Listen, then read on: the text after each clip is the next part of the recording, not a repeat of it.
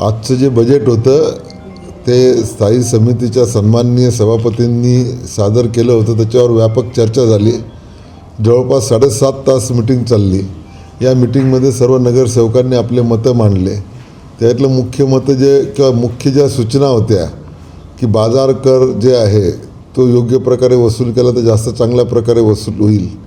दुसरं property tax जे आहे ते लग्नाच्या ठिकाणी किंवा पार्किंग ज्या खाजगी पार्किंग आहे त्या ठिकाणी लावला तर त्याच्यामध्ये उत्पन्नात वाढ होईल. प्रॉपर्टी टॅक्स वसूल करण्यासाठी यंत्रणा आणखी सक्षम करावी, त्याचा सर्वे चांगल्या प्रकारे करावा.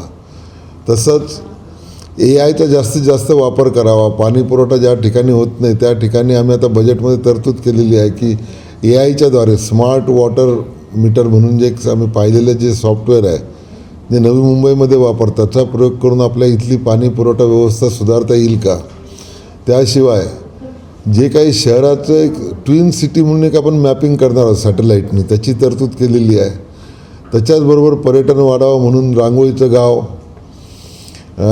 फुलांचं गाव, केळीचं गाव आणि फिशरमन विलेज असं जे होतं त्याच्यामध्ये महासभेने ॲड केलं की आदिवासींचं पण एक संस्कृती दाखवणारं जे गाव आहे ज्या ठिकाणी पर्यटक येतील त्या ठिकाणी ते तयार करावं. याशिवाय आपल्या समुद्रकिनारा डेव्हलप करण्यासाठी, दमनसारखा करण्यासाठी आपण जवळपास 20 कोटी ठेवलेले आहे.